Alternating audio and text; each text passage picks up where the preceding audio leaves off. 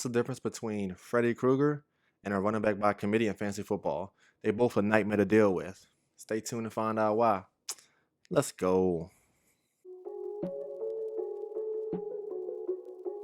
Fantasy football, you always want that running back who's going to get you 300 plus touches. You want a workhorse running back.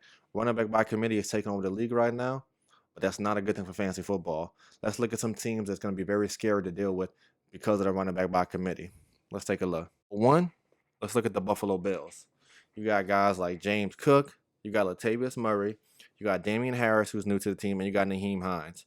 So you got a scat back and Naheem Hines, also James Cook. You got Damian Harris and Latavius Murray, who could also stifle the goal line carries. Now, which one are you going to go with? Now, obviously, you want to take the best bargain. I do think that James Cook has the highest upside, not only from knowing the offense, but they let obviously Devin Singletary go because they believed in James Cook.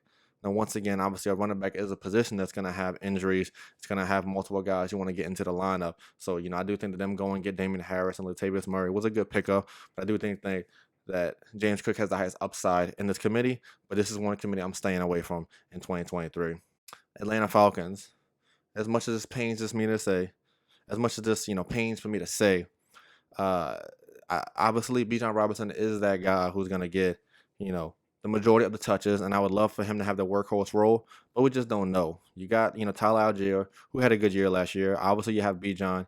You got Cordell Patterson, who people forget is a running back and a receiver for this team. And let's not forget Desmond Ritter. Is he gonna throw the ball 30 times a game? We don't know. I think he has that athletic upside, so I do think he's gonna take away some rushing. He's gonna have that Jalen Hurts,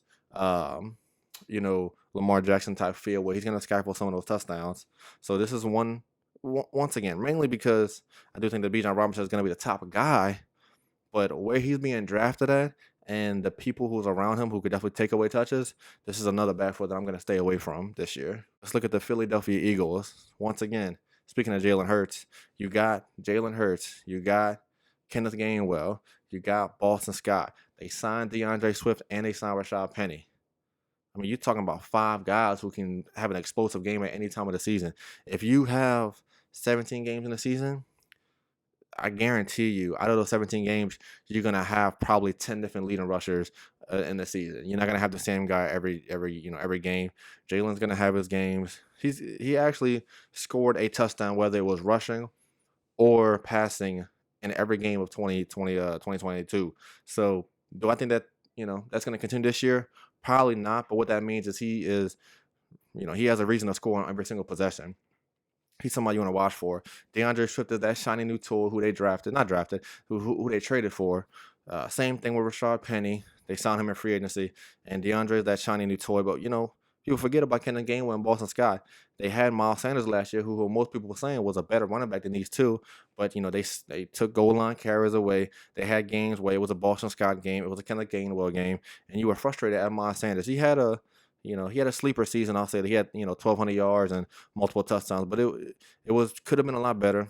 They do trust Kenneth Gainwell, and they do trust Boston Scott. So I don't think that you can be comfortable drafting DeAndre Swift in the second or third round, thinking you're going to get that workhorse role, because it's going to be running back by committee. So this is another running back. This is another team I'm staying away from this year in fantasy.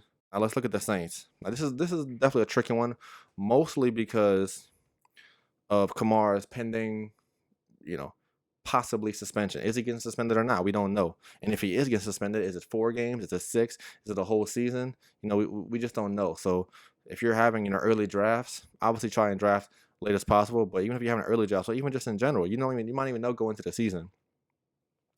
If you remember a couple of years ago, Le'Veon Bell had that issue where he might have got suspended and you didn't know even when you was drafting. So it's just a team you want to stay away from. You got Alvin Kamara. If he plays all 17 games, or even when he doesn't play 17 games, if he's on the field and when he's on the field, he's a threat.